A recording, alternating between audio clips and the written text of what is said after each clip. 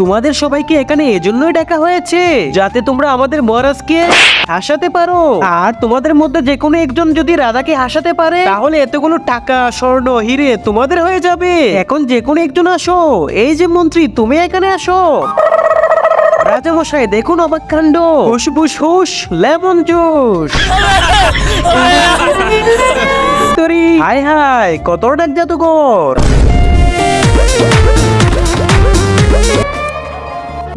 আরে রাজামশাই প্লিজ 1 মিনিটের জন্য আসুন।